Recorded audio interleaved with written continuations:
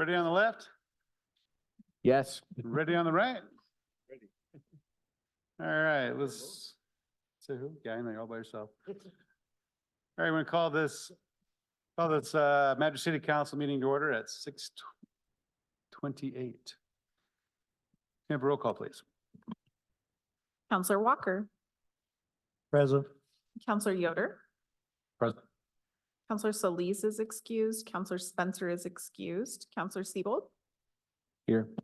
Counselor Townsend is excused, and Mayor Lapine. Thank you. We barely have a quorum tonight, Yes. so gentlemen, please do not make there won't be a tie vote. Oh, darn it. Ah. I'm in the hot seat tonight.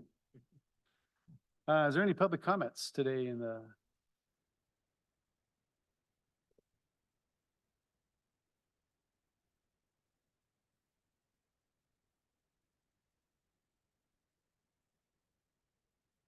All it takes, I got it. I probably don't even need to sit down. It won't take that much time. I'd like to introduce myself. My name is Seth Taylor. I'm running for county commissioner. My wife and I, Debbie, we moved here in 2005. We have 3 wonderful kids that are all born and we're raising here in our county. I really appreciate what you guys do here. I know it takes a lot. I've been on the Culver School Board since before COVID hit. I've volunteered for many different aspects throughout our community. I'm chairman of the Juniper Beat Road District, so I know what it's like to take time out of your lives to come do your civic duty like this, so I appreciate it. Thank you. I'm running on several different issues. The issue that I'd like to bring up tonight is I think that we need to really have a strong look at our economic development as a county and our infrastructure development as a county. I think that we don't need to be growing to the size of Bend or Redmond, but we definitely need some higher wage jobs being brought into our county for our existing residents.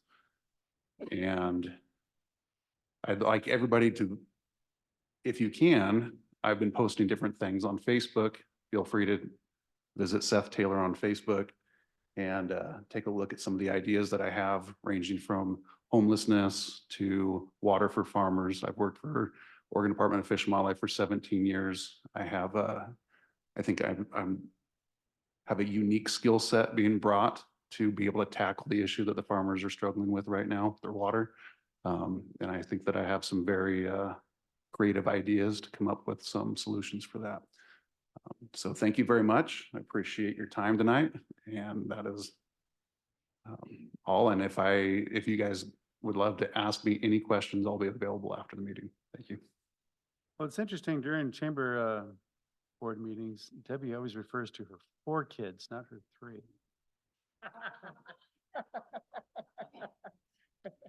We'll have to ask about that later. Sorry, Debbie. Anybody else in the audience here for a public comment?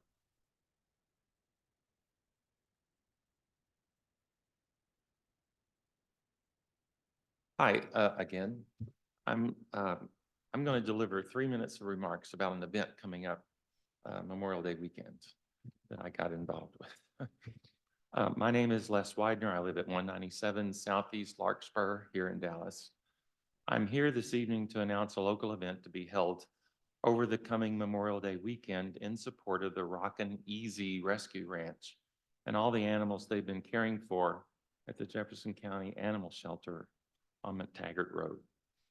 The event will be called Pause for the Cause. Get it? PAWS.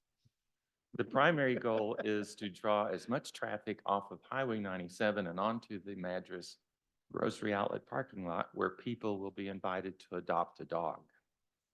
As you're probably aware, Rockin' Easy's contract for managing the shelter will end this coming June 30th. So the adoption event is simply being planned with the primary goal of finding homes for the animals housed at the shelter as of that weekend, so that Rockin' Easy may return the shelter to Jefferson County with as few animals as possible. However, currently there are 95 dogs and 8 cats. So it's going to be a 95?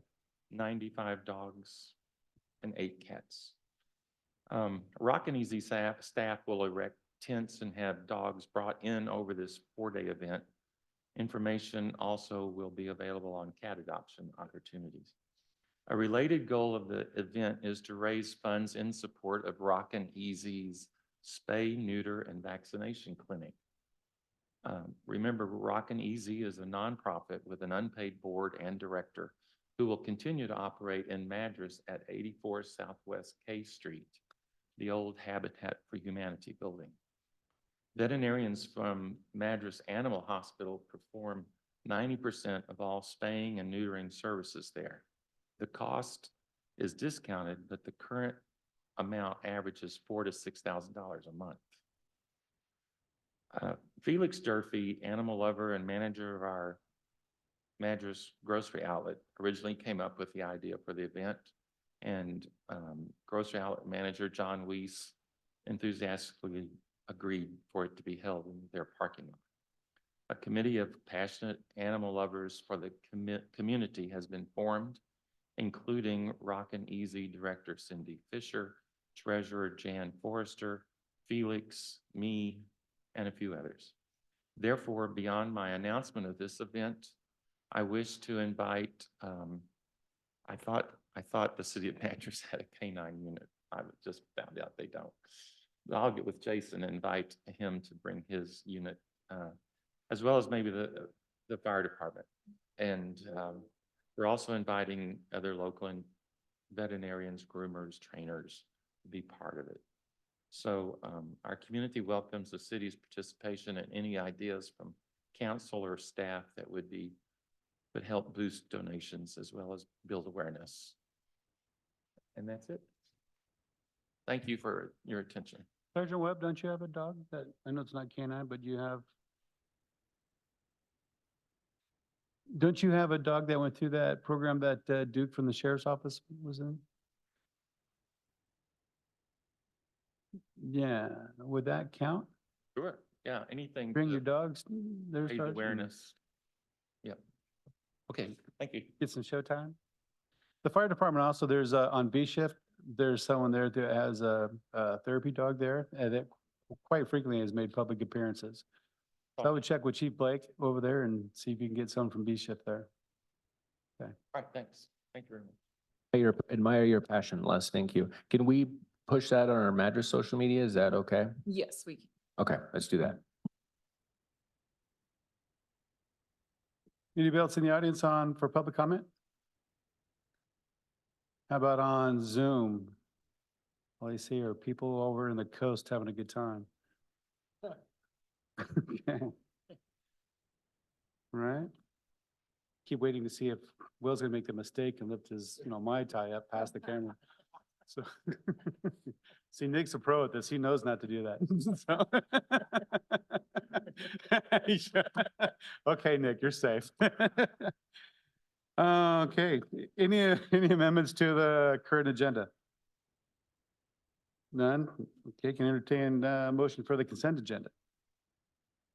The consent agenda. I move that we approve the consent agenda as submitted. Second. I have a motion and a second. Any further discussion on the consent agenda? Hearing none, all in favor? Aye. Any Aye. opposed? It's unanimous. A little slow there, Mike. I know, you're doing it. You're doing it. All right, public hearing, first public hearing of City of Madras withdrawal of approximately 40 acres plus or minus from the city limits as lands exchanged with approximately 40 acres plus or minus annex under planning file number AX 23-2 and PA 23-1. This time we'll open the hearing at 6:37. This time, does any counselor have any actual economic conflict of interest to disclose? None? Okay, staff report. Fama?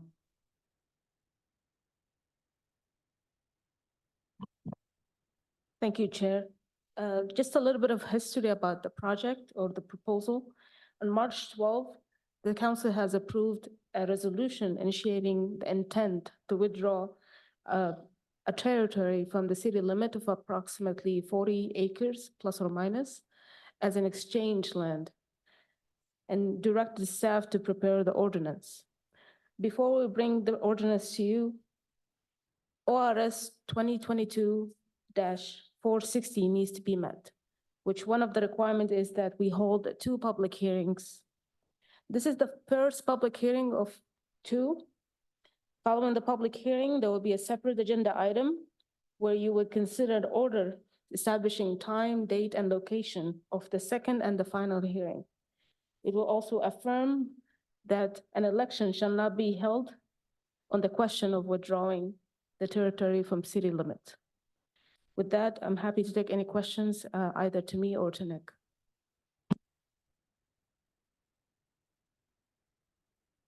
I think we already agreed to this, so this is pretty straightforward. Okay, I'll open this up for public testimony. Anybody in the audience wish to make a comment? None? Any other comments from staff? No comments. And any deliberation? I don't think we're gonna hear any. In that case, we'll close this hearing at 6:39. Thank you, Fatma. Next is visitor presentation. The first is the Child Abuse Proclamation.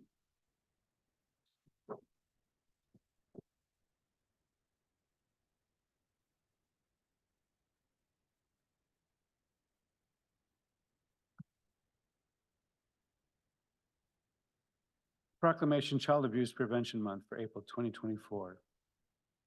Whereas there were over 5,062 reports of child abuse and neglect in Central Oregon last year.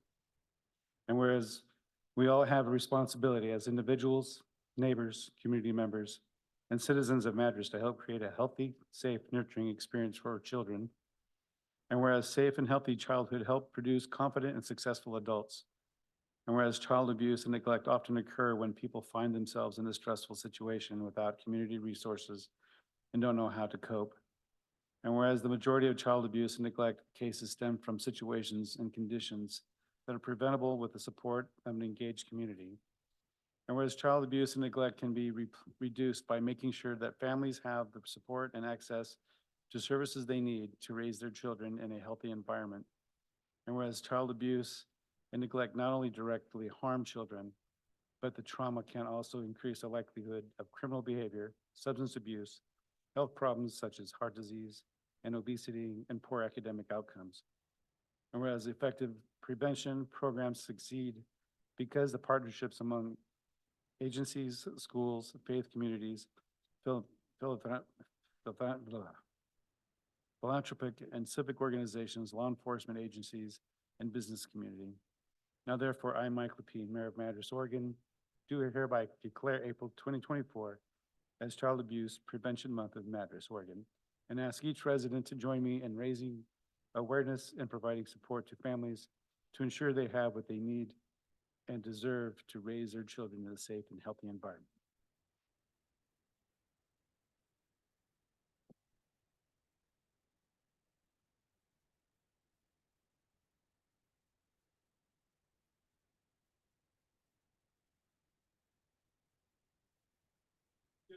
Come up here for this with the mayor. I do want to thank, for the last 12 years, I've done child abuse investigations.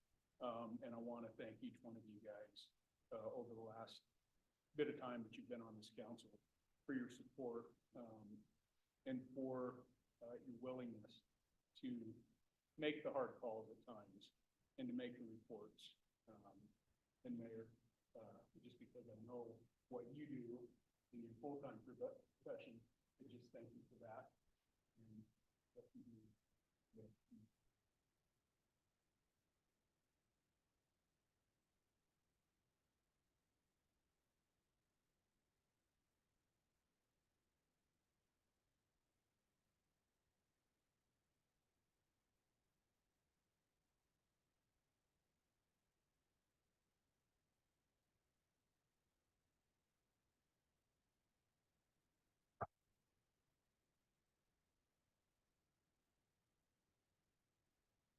I know what side to hug, so I'm usually safe from that taser.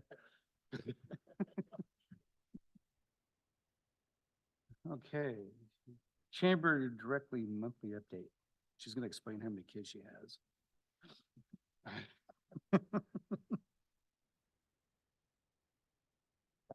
Good evening, Debbie Taylor, Executive Director for the Madras Jefferson County Chamber of Commerce. Just want to follow up on the proclamation that you did had. We will have banners at the north and south Y that will be displayed throughout the month. So do look for those. That will be up as soon as he gets me those. So I wanted to follow up with that.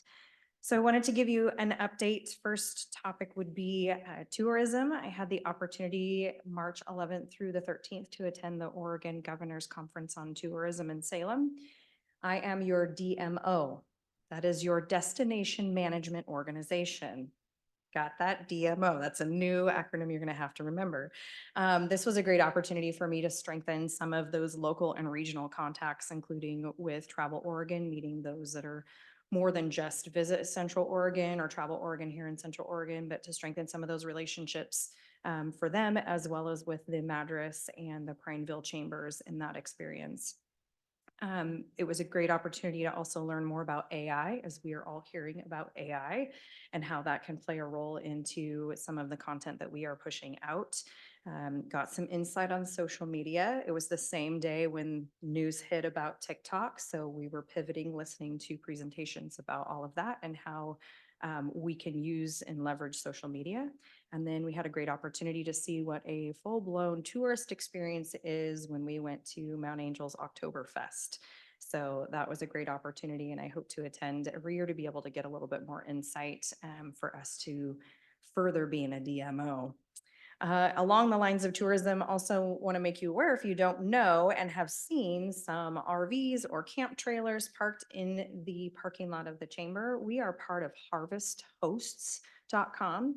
It is a membership-based organization where people can get on and look for local areas to dry camp overnight, or maybe there are some amenities. Ours is dry camp. So please don't send anyone over to knock on their doors for overnight camping. If they are there, they have permission to be there. So that's a great opportunity. We've had 3 people just in the last month. Some of them had called and to reserve the day of, or had sent the email the day of. And so that's been a great opportunity. And I do have more that are booked. That is now listed on our website as well. So you can take a look at that information. Last month, I gave you an update about the finances and getting all of that situated. Want to let you know that we are diversifying our revenue. Will made sure I got that in there. We are rolling out new tiered membership levels. That should be on the website by next week. It is a very involved process, as you can understand the integration of your membership portal and being able to get the payments and everything correct. So I will be sitting with someone in Redmond tomorrow at the Redmond Chamber to make sure that that's all done correctly. So to understand the scope of that, we went from memberships being $85 or $80 to $385.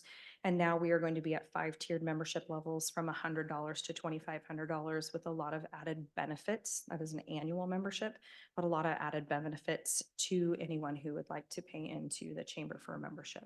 Can I ask you a question about that? Not to interrupt, but what has been the reception from the businesses about that? Are they seeing value and happy with this, or have you gotten any pushback? It hasn't been presented yet. I'd hoped to have sent that out, but I have been giving information out that there is added benefits coming. Our community survey that we had, there was a lot of feedback in it of, what do I get for my membership? I don't see the value. Why am I paying in this much? And so what we have done is added another level of benefits. So for example, at the platinum level for $2,500, you're obviously going to be listed as a platinum sponsor with a banner. You'll be in the publication. You do get the opportunity to have a free part of your membership full page ad in the membership guide, visitors guide that we do push out, as well as a table at the chamber banquet. So that's an example there. So it's going to go platinum, gold, silver, bronze, and individual. So just giving that opportunity to diversify the revenue so that people are seeing the value, and they hopefully you're seeing and hearing that just as I am right now. So I haven't got a whole lot of pushback because I haven't rolled it all out, but I think people are going to Understandable. see the value. Hey, I think it makes a lot of sense. I like it. So good luck on that. I think it's a great idea. Thank you. Appreciate that. We are continuing our Friday morning coffee cuppers. There isn't one this week. Next week, we will be at the fairgrounds for WAC9 training. Business after hours is the third Thursday, so we will be with Jefferson County Fire and EMS on the 25th.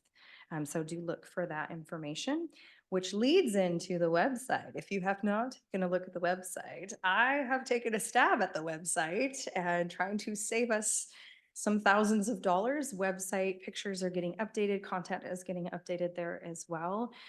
So do take a look at that. I had been asked, and it was already in place, to be the community calendar. It is. So you go on to the madraschamber.com, look at event calendar, and we are getting that information so that we aren't having a situation like coming up where there are 2 banquets on one night. So we're wanting to make sure that if people are looking to plan an event, that information is housed at the chamber as it should be, so that we are the hub of the information and events and all of that. So take a look at that. I do have a temporary office assistant who is doing an amazing work, and together we're getting the chamber leveled up, including your emails. Apparently, were never subscribed to any newsletter. So hopefully you've seen that land in your inbox tonight, that you are now going to get some subscriptions. So apologize for that. We had 865 contacts, but only 304 people were getting those. And so between myself and my temporary office assistant, we have got that down. We're still editing 838. So we're getting down there. I have a couple hundred more that we need to go through, but just know that you should be getting those emails that coming out. We have slated the candidate forums. That information was pushed out today. So April 15th is going to be in Crooked River Ranch at 6:30. That will be at Ranch Chapel, as well as April 29th will be at the Performing Arts Center. Both of those are from 6:30 until 8 o'clock-ish. Jane Ellen Innes, for our director for the Jefferson County Public Library, is going to be the moderator for that. I have done the back end organization of that, and I have recused myself because of the candidate that you heard from earlier. So just know I've done the back end of it for the insurance and the facilities, but I will be there as a supporting role, not as a chamber role for that. So it will also be pushed out on Facebook. So you'll see that live if you would like to reach out to that avenue to see that video. We're still working on some capital improvements. Energy Trust of Oregon. I did have lighting that is in process to get that changed out. And then I've also met, since I came last month, with HVAC and had an engineer on the roof. So we are looking at some improvements for an HVAC unit so that it doesn't feel like it's Hawaii in there quite frequently. So just know that those are coming. Also, we are now, with the membership levels coming out, we're also working on the Madras Jefferson County Chamber Directory and Visitor Guide. The Madras Pioneer is working with us on that. So at this point, we're going to put people in there, get ads going, and that should get pushed out here very shortly in the next couple of months. So you'll get some ad space if you are at a specific membership level, where it's a full page, half page, or a sixth of a page. So I'm doing all the things. Do you have any questions? Debbie, I just wanted to ask if on the community calendar, if we can have this very lively city council meetings added for the 2nd and 4th Tuesday of every month. We will look at that. We're trying to filter how many consistent reoccurring events do we keep on the calendar Okay. versus it's at your website. But if it's only the 2nd and 4th, I think I can arm wrestle you for it. So yes. Any other? I have 3 teenagers, just so you know, and 1 husband. Okay. Good call. We good? All right. As always, you can always reach out to me if you do have questions, and I will be making sure that every commissioner is listed, and public servant who would like to have the emails, we'll make sure that that gets done. So, all right. Thank you. Thank you. 4-3 presentation. Oh, wrong one. Scott, COCC expansion project. Sorry, Jeremy. Yeah, I made you look. It'd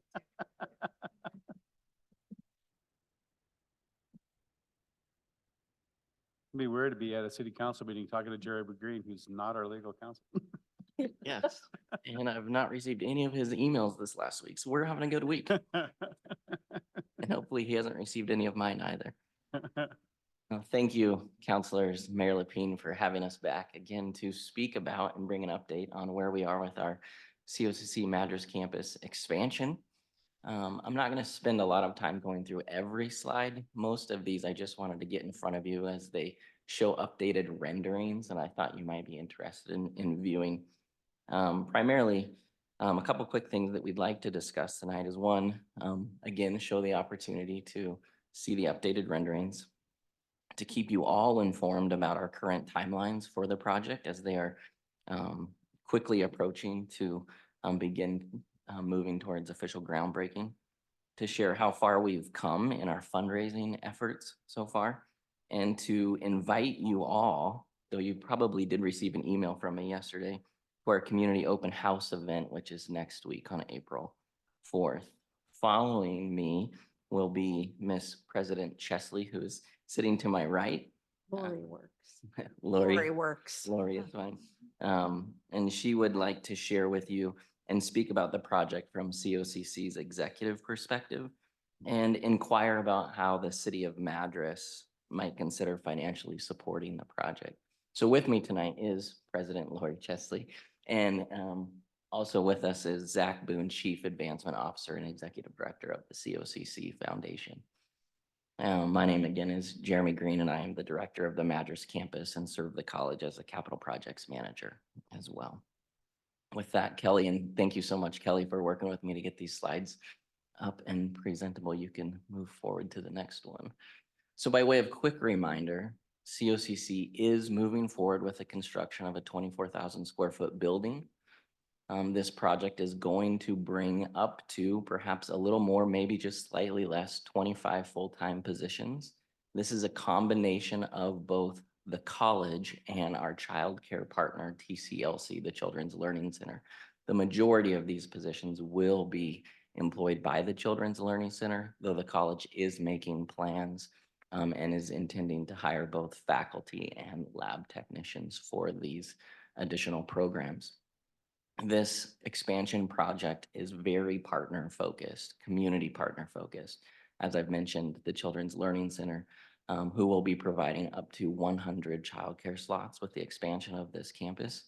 We are in partnership, formal partnership, as we have been for many years, with St. Charles, both Madras and the St. Charles system with our health careers programs, but we also have been communicating with them and looking for ways to meld our program and their coming program, the rural residency program, which many of us have been informed about, that's on its way now into Madras. We're also continuing our partnership and through this expansion program continuing to grow our partnership with 509J School District. And again, just want to recognize and say thank you to the Bean Foundation. We would not be able to be expanding our campus if not for their generous land donation. Again, just by way of quick reminder, the local degree programs that this project is focusing on is our early childhood education program. COCC has been delivering this program in Madras for several years now, though with this expansion, we're going to be able to deliver in a more robust manner and bring all of our degree and certificate programs within ECE to Madras. And this program, again, will be delivered both in English and Spanish. And we're the only campus that delivers it in Spanish in the COCC district. Nursing assisting, and medical assistant as well. Again, start to finish, students will be able to complete those degree programs here as part of this expansion project. And because our health careers programs require lab sciences, an addition of lab science facilities will be included in this project. With those listed courses, chemistry, biology, microbiology, anatomy, and physiology, which will be an extreme boost to our current COCC Madras students who currently have to drive to either Redmond or Benton to complete those science requirements. Our students, both in those specific programs and the general COCC student in AAOT or any other degree programs for that matter, will no longer have to drive out of Madras to complete their lab science courses. We'll just go through these renderings real quickly, primarily because I want to get President Chesley on the microphone here. This is an aerial view of what we plan to construct. In the upper right-hand corner is the picture of our existing building, about 9,000 square feet. You can see size comparison there. The new building will be 24,000 square feet. This will be the entrance to the lower level. The lower level is the Children's Learning Center and our ECE program area. You can see the buildings are connected so that this allows for student traffic to flow between building 1 and building 2. It allows us to keep our support staff, current support staff numbers where they are, allowing us to focus on faculty and lab technician positions. This is a picture, these are new renderings now of what the indoor facility will look like in the Children's Learning Center. A lot of folks like, the number one question I get asked about this project is, what is it gonna look like? And so I wanted to share this with you. And I think the next picture is of a classroom, yes. So the Children's Learning Center staff has been part of the design team from day one. So we've been in design conversations on this building for about 18 months now. And their staff have actively participated in every single one of those meetings. So they have been able to design the facility space that they are going to be using for their specific purpose, both for infant, toddler, pre-K, and kinder care.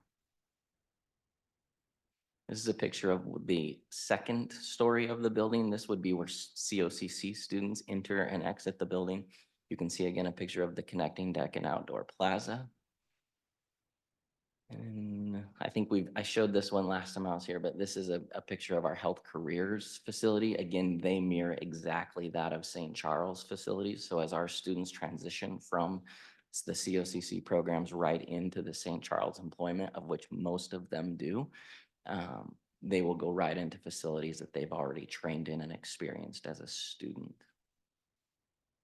And then this is another picture of it's a small building. We're trying to be conservative based on budget, but this is a small student commons area in the new building. So our project timeline and funding, this week, actually Thursday, so get ready, Mr. Hurd and Mr. Sneed, our city and county permits will be coming in. Our vice president signed them yesterday and they will be submitted by Opsis Architecture this week. And our CMGC Kirby Nagelhout Construction will be putting the project out for subcontractor bidding on April 1st. Our funding for the project continues to be at an estimate of 21 million. Now we know that price likely goes up, perhaps comes down, but we're bracing for it to move up.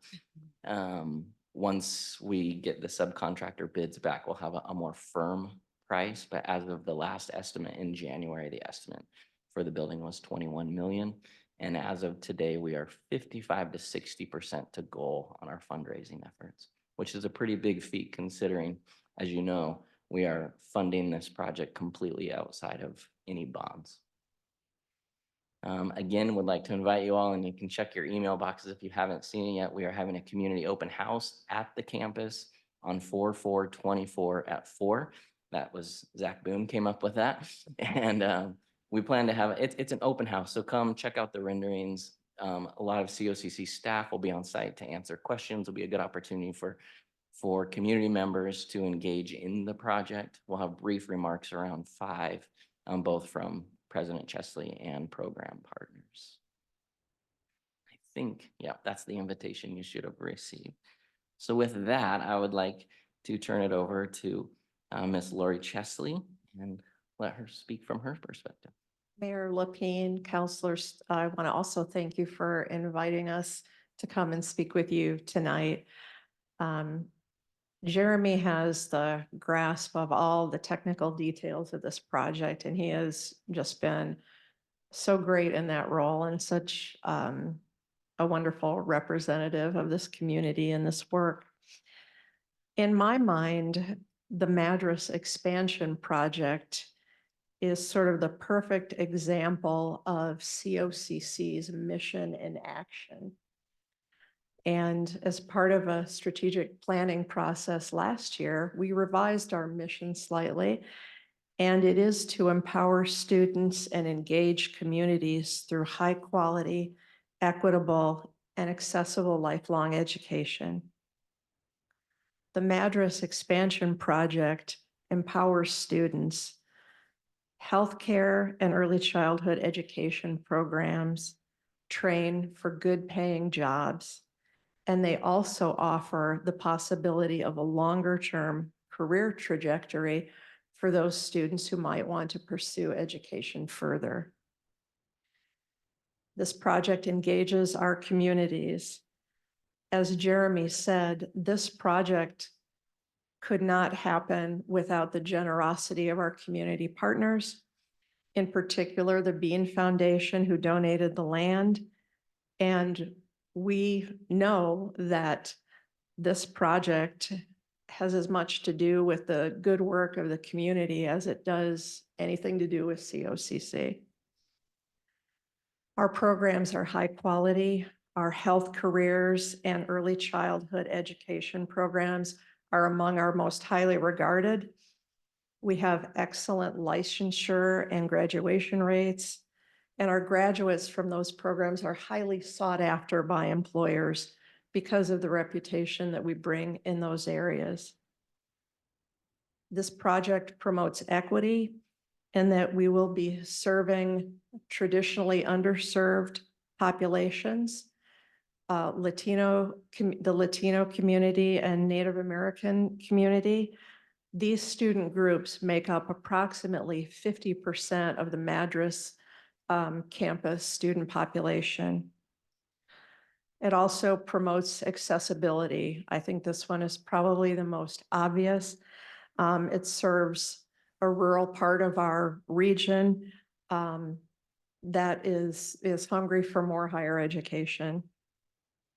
So the project obviously has a connection to our mission and our plans, but that's really the least important thing. Some of the most important things are that it directly addresses the critical shortage of qualified healthcare and early childhood education professionals we know we have in Central Oregon.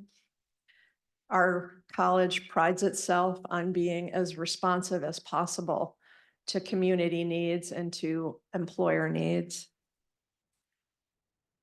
Finally, we can't deny that this project is happening due to some fortunate timing and circumstances. The donation of land that we've referenced, the availability of a variety of funding sources directed toward healthcare and childcare initiatives allow us to construct an entirely new building with some fairly costly equipment. We think it's the right project at the right time. It aligns our strengths and our mission with community need and support. Seems to me to be an almost perfect alignment. And so we wanted to share with you today an update and ask if you would consider financial support for our Madras campus expansion. And I know that either Jeremy or I or Zach would be happy if you have some questions to do our best to answer those. And thank you for your time.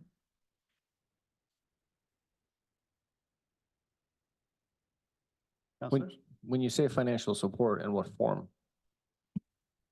Funding.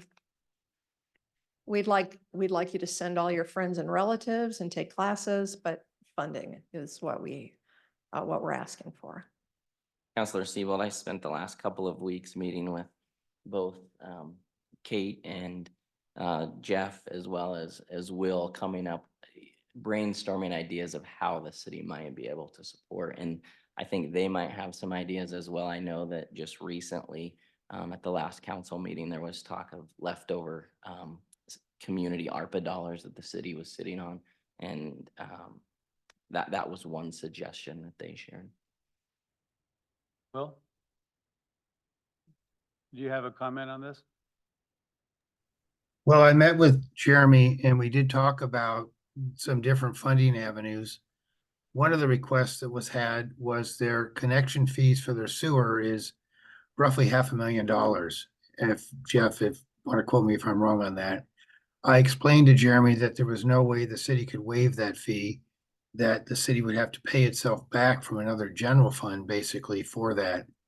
The ARPA dollars, that we discussed at our budget retreat, most of them are already allocated. It really would depend upon where the council feels this is a priority. And then I would work with the finance director to present some options for council.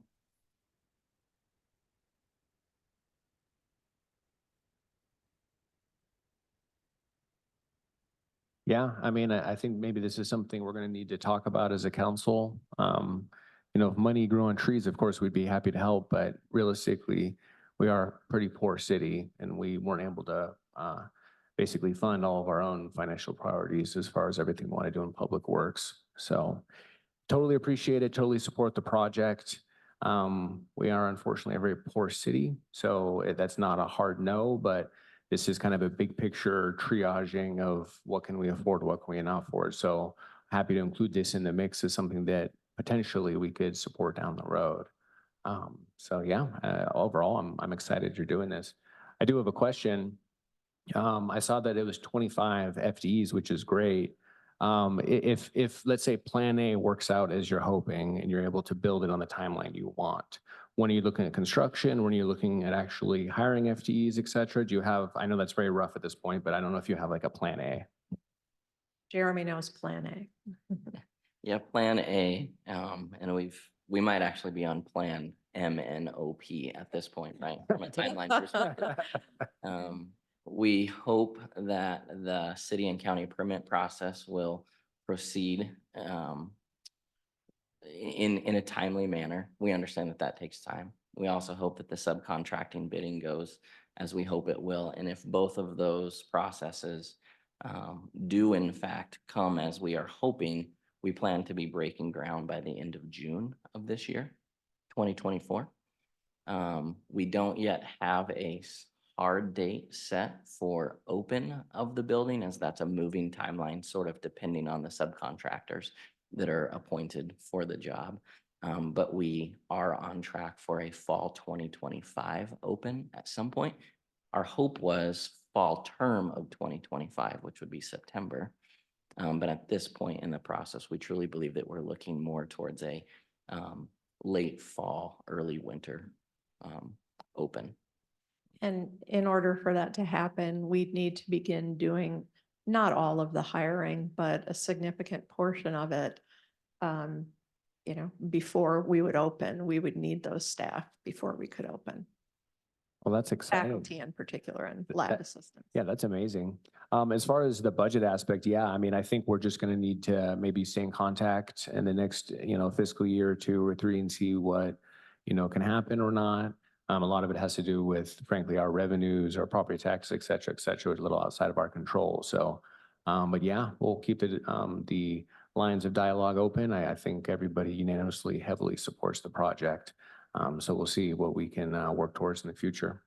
Super. Well, we appreciate your consideration and certainly weren't expecting any firm decisions this evening. We just appreciate the chance to share with you what we're doing, and we'd be happy to supply any other information as you're in your decision-making process that you might want to have. And thank you very much. Can I Yeah. make a Go ahead. Thanks for sharing. Appreciate you being here. And Jeremy also shared that the Kiwanis, and I wasn't able to be there that day, so I apologize. But I appreciate you coming in here and sharing. And I'd love to support the cause too, because I think it'll be a great asset in our community for our kids and for our grandkids and for generations to come. So thank you. And also, I think it gives us another bell to ring in our community as far as convenience. The facility will be an asset to our town as far as drawing people here when they know that there's quality opportunities for education and workforce training, whether it be in the hospital or even childcare, which is highly needed at this point. I think it addresses both ends of the spectrum, the higher paying jobs and not so much, but I just think that as a COCC student from auto technology back in the 70s, I appreciate the opportunity to see something like this come in Madras. So, thank you. Thank you. And just a side note, if you wanted to speak with Jeremy another time or a little later, we're actually doing some automotive programming on the Warm Springs Reservation. Oh, excellent. Yeah. So If you that, need a refresher, Gary. no, I have 40 years of boat mechanics. I don't need any more. Thank you. Thank you. Thank you.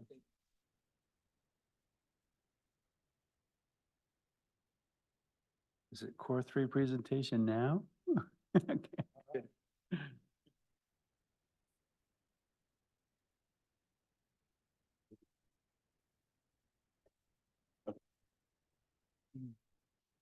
Good evening, Mayor and Council. I'm Scott Aycock. I'm the Community and Economic Development Director for the Central Oregon Intergovernmental Council. It's a mouthful. It's been a little while, at least since I've been before City Council here. So just briefly, COIC is your Council of Governments formed by the 8 cities and 3 counties of Central Oregon back in 1972. We do a whole wide variety of services, including providing transit service through Cascades East Transit. We, particularly my department, provides technical assistance to our member communities, could be grant writing, could be grant administration, could be planning, et cetera, et cetera. We also, particularly the last 5 years, have been doing a lot of work administering external funding from the state, federal governments, COVID response, lately homeless services and facility funding through the governor's executive order. We also do a lot of work where we do what we call setting a neutral table. So there's a lot of projects we work on that are not our project. In this case, Core 3 is a really good example of that. It was brought to us probably 6 years ago by the emergency coordinators for the 3 counties as a need for the region. And at that time, the city managers, city administrators, and county administrators asked us to step in and set a table for all the public safety agencies in Central Oregon, as well as state and federal agencies, to work together on Core 3. So Administrator Ibershoff asked me to give an update on the project. So I am here tonight. I will go, I know you've been meeting for a while. I'll go as quickly as I can, but please just interrupt me with any questions, comments. Also, just as a note, the last slide I have is contact information. We're constantly meeting with interested parties on this project, so we can always follow up, come back, coffee, et cetera. Next slide, please. The first few slides just kind of speak to why we're doing this. What's the problem? Obviously we have a very rapidly growing region. Here, as in elsewhere, we are also experiencing more threats from natural disasters and other shocks, particularly, of course, for us, wildfire on the horizon. We don't know when. Not only the region, but the state as a whole and all the Northwest is looking at the potential for the Cascadia subduction zone event.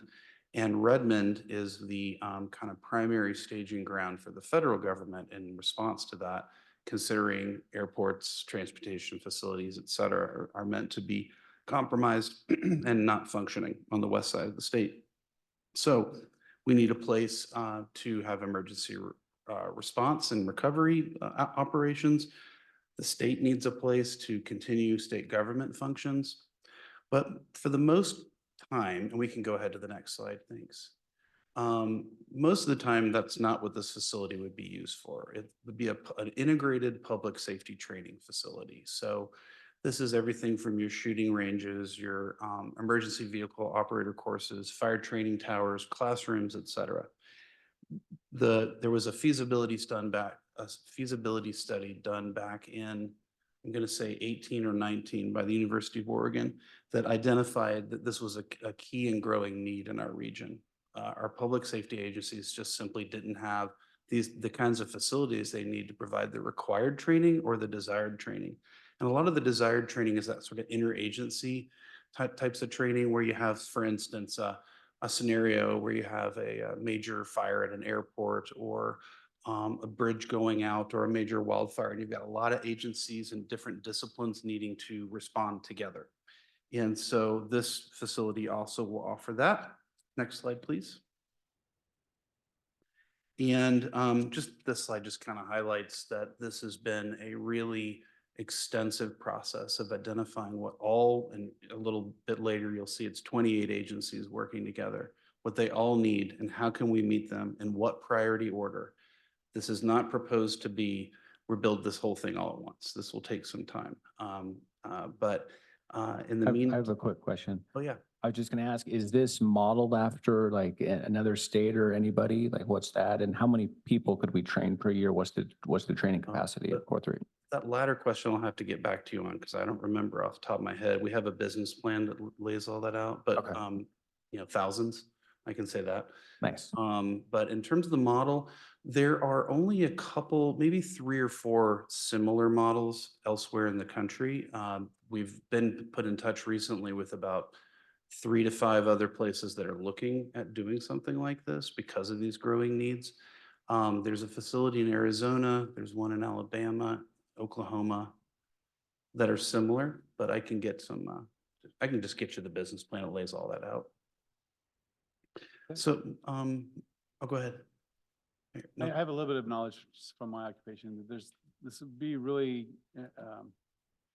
really a great resource just from the Tri-County area, just from all the agencies, not just one discipline, but both law enforcement, fire, and EMS. It'll provide a great compound for all of that to be going on. I mean, it makes sense. I see the synergy. For me, it's always good to understand framing, like, is this a revolutionary idea and we're trendsetters, or are we copying somebody else's best model and 20 other states have this? Helps me understand the risk profile and the, reward ratio.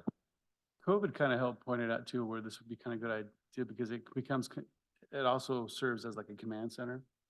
So when we kind of pulled something like that together during COVID, when all the fire agencies, I mean, daily, I was having to make a report on the status of my agency, and other agencies did the same thing. And that command hub was in Redmond at the fairgrounds. But this gives a much better environment or venue for that sort of thing, because it has all the communications that you need in there, all the resources for response and that kind of thing in there. And its location is right by the airport, where when FEMA resources come in, that's what's going to be coming in at. And I will note that when we did the business plan, excuse me, what we were really trying to figure out there was, like I said, all these different agencies have interest and desires from this.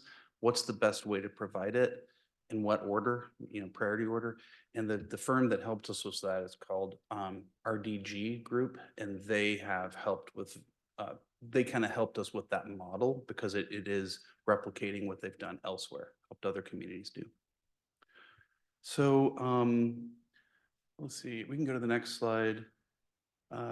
This is actually, I've already covered all that. So the next slide, this is just a few pictures of what it might look like. So this is an emergency operations center or an emergency coordination center. The next slide shows classroom. So basically, we're using it as classrooms, and then we flip a switch, and we've got communications, et cetera, to be able to support emergency coordination. Next slide, please.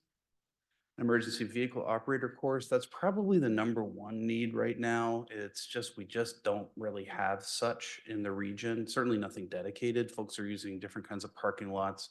Some of our members are using the Mount Bachelor parking lot at times, et cetera. And there's other things going on in those places, and they're certainly not controlled. Next slide, please. Phase 1 includes a fire training tower. That's not what you're seeing here, but just an example of different kinds of specialized fire training. So next slide, please.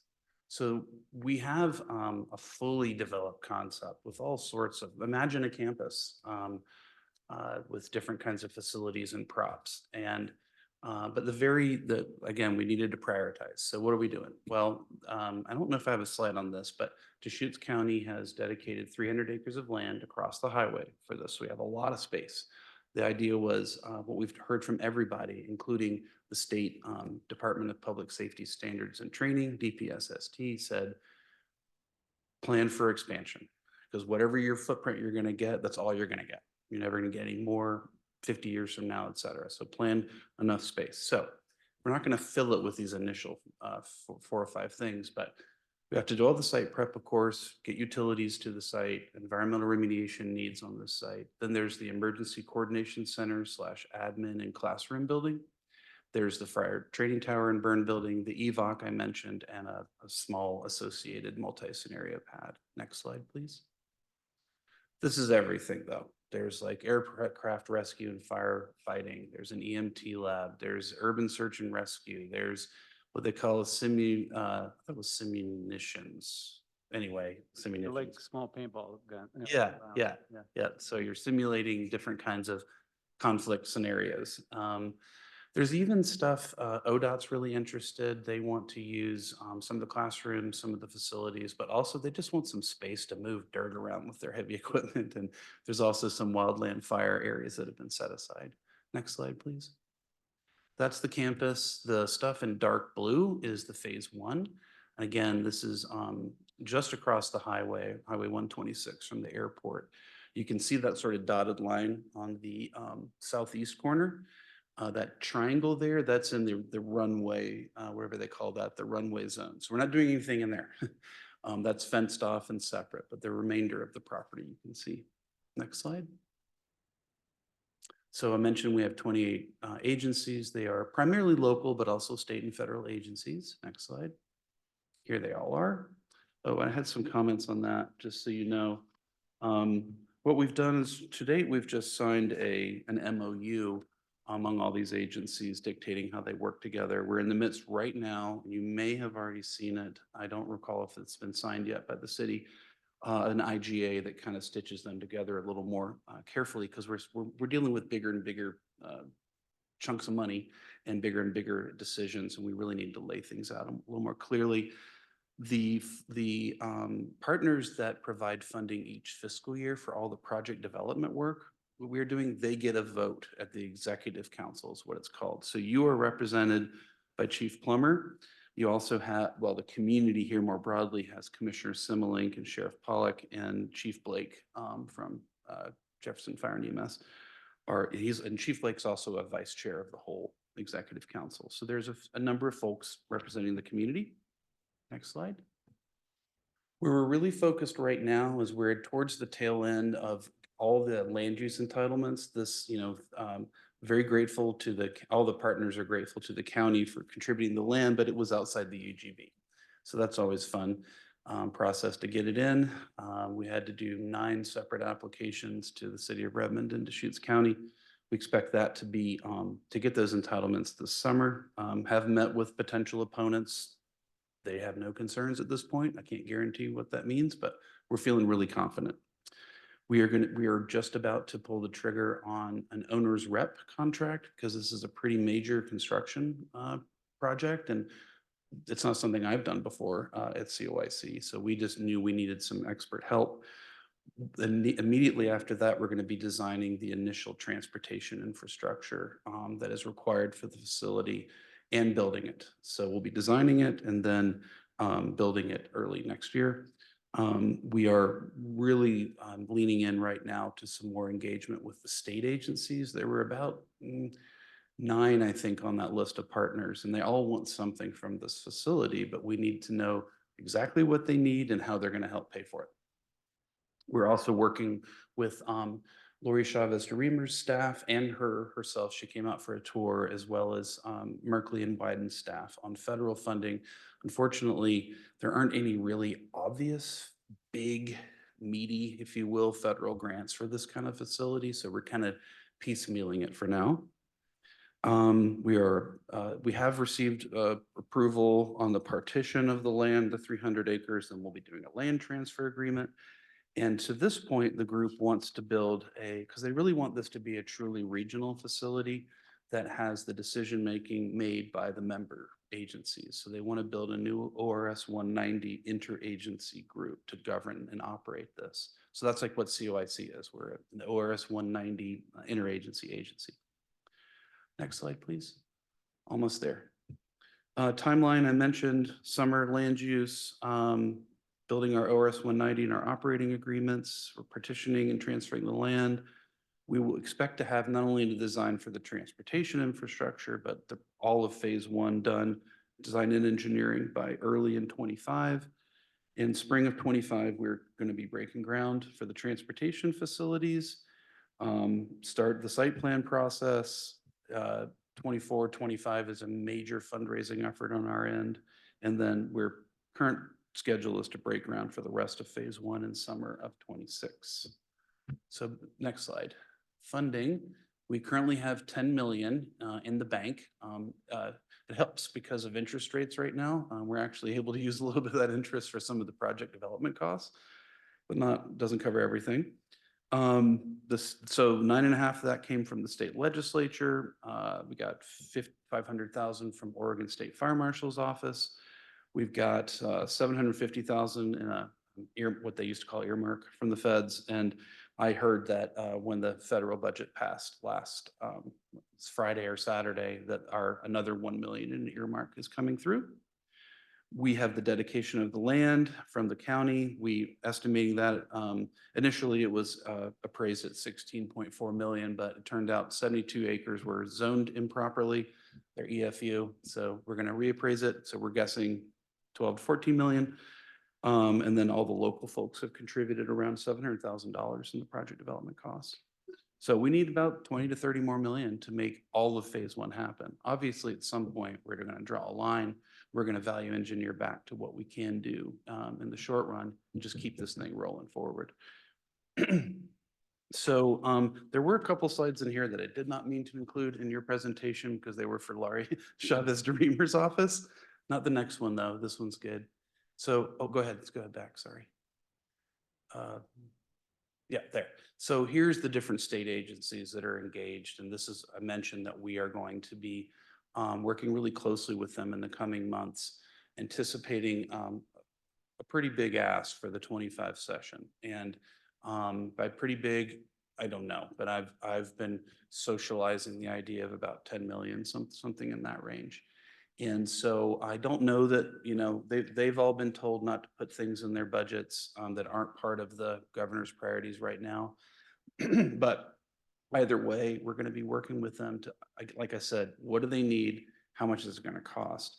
And then we'll probably be working with a local legislator to introduce a bill in the 25 session. So a heads up on that. Happy to, talk about that any further. Next 2 slides were more around the federal funding, and I'll just tell you, it's just rough. There's just not a good grant program for this, and there's few earmarks that are available. The counts that are available just don't fit this. So last slide is just the contacts, and that's my team at the bottom. You can see the leadership of our executive council there. And again, always open to meeting with anybody individually or here at council on anything related to this project, or frankly, anything we do at COIC. So thanks for your time. Thanks for sharing. Appreciate it. Got it.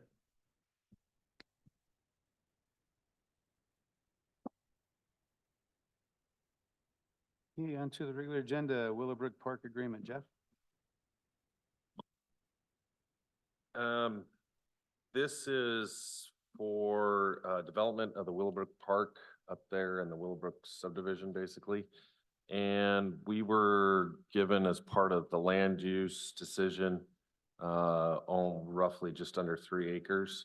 And we had installed the irrigation, and the goal was that the developer, when we did this, that they would, when they developed it, they would plant trees and grass.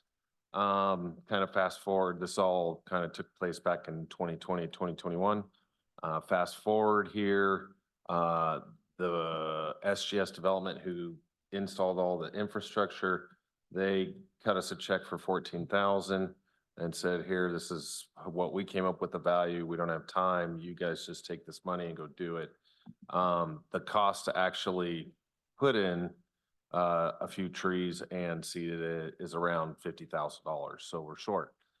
However, the housing developer who's building the homes, Monte Vista, they want this turn greener sooner than later. And they have said, hey, let's, how can we work together? And I said, well, I got 14. That's what I got. And they said, well, can we do something to come up with it? And so we came up with this idea that they would basically seed it, plant the trees. whatnot, we would cut them we would transfer the 14,000 directly to them.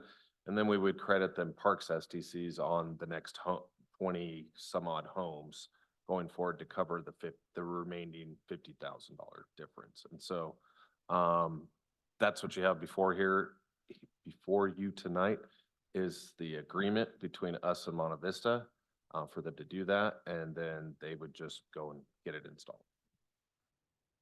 So it's kind of the city equivalent of a store credit. Yes. Right. They get a credit to build it for us. Mhm. Yeah, I'm in favor of it. I move the council approve the Willowbrook Park Development Agreement with Cloudcrest Homes LLC. Second. We have a motion and a second. Any discussion? All in favor? Aye. Aye. Any opposed? I waited for you that time. It's unanimous. Thank you. Golf course cart path. Jeff. So this is also ties in with that same subdivision as one of the conditions. The developer was to grant us $20,000 to construct a cart path on Desert Peaks to connect from the subdivision up to the clubhouse. And so they've given us the 20. We've gone out and received bids. K3 Construction, they were the lowest responsive bidder. And so we're recommending that we go ahead and move forward and we can get this built actually this spring before golf season kind of really kicks off. So other than that, I'll just leave it open for any questions. How long is this? I saw some data in here about square feet, but just curious roughly, like how long is this? Trying to visualize. Yeah, what's the square footage? I can tell you in 2 seconds. What did it say? This is 15,000? Grub Path 15,840 square feet. So it will be 1,584 feet because it's 10 feet wide. It's almost like you just took a zero out. Pretty much. Very impressive. Without a calculator too. Yeah, I did that without a calculator. Pretty neat, huh? I make a motion that the council approve the contract for the golf course cart path with K3 Construction, the amount of $49,945, and allow the Public Works Director to execute change orders not to exceed the total project cost of $60,000. Second. We have a motion and a second. Any further discussion? All in favor? Aye. Aye. Any opposed? Yeah, it's unanimous. Thank you. Thank you for being faster, Councilor Siebel. City vouchers, Kate. Yes, this evening we are presenting the February 2024 vouchers. The first amount is an amount of $1,222,406. And then we also have P cards in the amount of $87,588. And we request a motion and approval of the vouchers. I need to recuse myself as I may have provided services or goods to the city of Madras. No, if there's a tie between you and Councilor Yoder, then I get the chance to say something. Question for you, Ms. Kate. Is there anything that you want to highlight our attention to, like anything unusual or anomalies, or is this all pretty boilerplate standard modus operandi? Nope, there's really nothing, no outliers in this month's vouchers. I move the council approve the February 2024 city vouchers as submitted. Second. So I doubt there's gonna be a tie. There's a motion and a second. Is there any further discussion? All in favor? Aye. Any opposed? Thank you. It's unanimous. Well, kinda. Order setting the final hearing date, time, location, and second and final hearing date and affirming the election shall not be held in the question of withdrawing territory from the Madras city limits. Nick, That would be me. that'd be Fatma. So before you is the order setting the date of the second and the final hearing for the matter discussed earlier of the withdrawal of the city limit. It also set the date, which April 23rd, 2024. The time is 5:30 at the city council meeting at City Hall. The order also affirms that the election shall not be held in the question of withdrawing the territory from the city limit. If we receive any written comments prior to the final date of the public hearing, staff will seek directions on how to proceed forward. Please note that we're not recommending any elections, but if that were the case, we'll seek guidance on how to move forward. With that, staff is recommending the city council to adopt the order as presented. I move that the city council adopt order number 2024-01. Second. We have a motion and a second. Any further discussion? All in favor? Aye. Any opposed? It's unanimous. Thank you.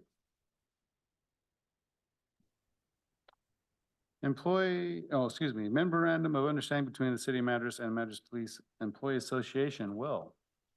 Good evening, Mayor and Council. Before you is a memorandum of understanding between the City of Madras and the Police Guild. It turns out that when Maria was hired as the evidence technician, she was not within the job descriptions or the job listings for the association, so she was excluded from it. The Guild has requested the city to include that position and the possibility of a future administrative assistant. In speaking with the police chief, this is the whole goal of it, is just to recognize those, one, the additional position, and two, to acknowledge a potential for a future position.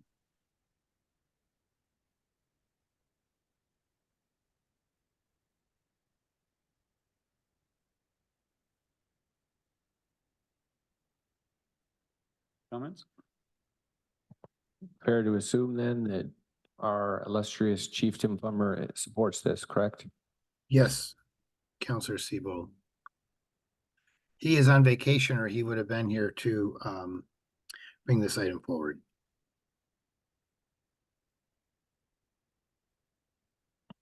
I move that we authorize the city administrator to sign the memorandum of understanding between the City of Madras and the Madras Police Employees Association. Second. We have a motion and a second. Any further discussion? All in favor? Aye. Any opposed? And that's unanimous. Yeah. Any other comments before going to reports?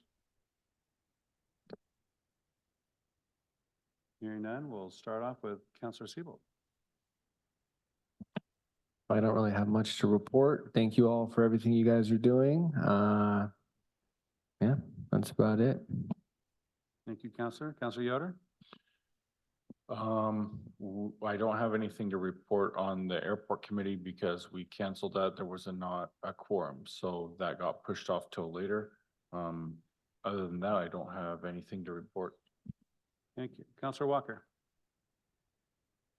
I don't have anything to report, except for I'd like to hear Seth's ideas on homelessness one of these days. So that I'm always interested in new ideas because there seems to be no solutions. So good ideas can be implemented.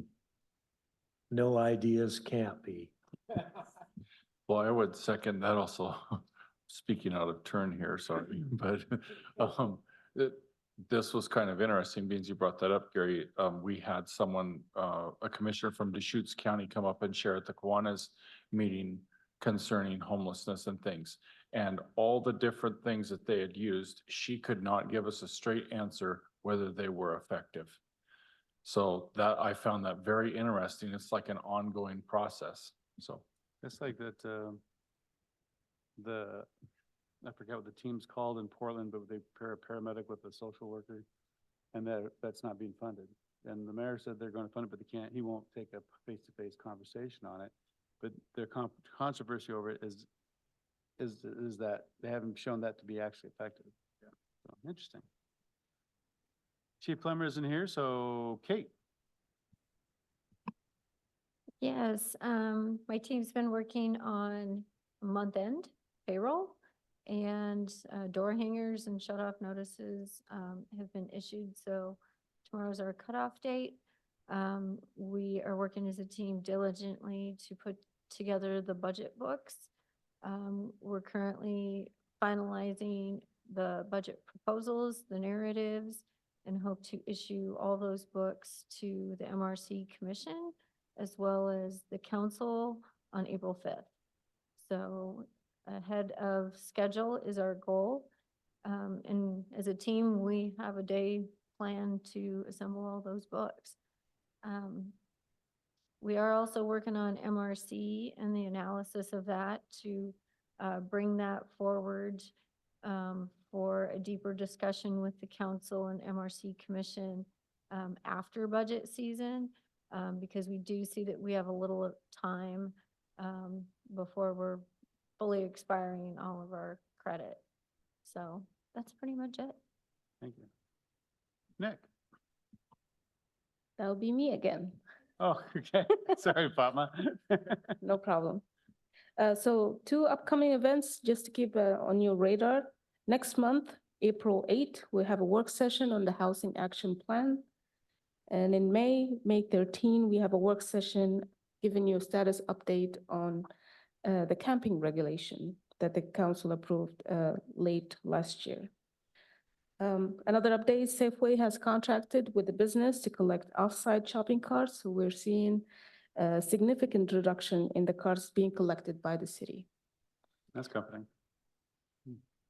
And lastly, thank you, Michelle. We did a beta test for our online paperless permitting process, and we expect to go live in the next 2 to 3 weeks. That's it from community development, unless Nick has something to add. All right, well, thank you both. Public Works, Jeff. We got some bids in today. So the Gila Base project, we got our paving bids back and we got 2 bidders on that one. And so we're going through them and then we'll have them on the agenda for the next meeting to recommend an award. Same thing for our city engineer. We got 2 responses on that one. And then this week we're issuing out our fuel RFP for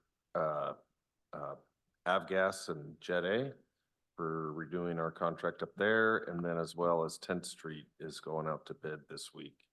And that's about it. So Thank you. I appreciate the photos you've been putting in your weekly report too. I don't think me, Thank think you, the Michelle. guy, think the The guys? guys. Okay. It really is the guys. Well, tell the guys I say Yeah. thank you. We had somebody wanted to be an overachiever and started adding photos. So then I teased them that said, hey, look, somebody raised the bar. And then they all started doing it. And That's funny. I didn't have to do anything. That's It was funny. awesome. Michelle, anything to add?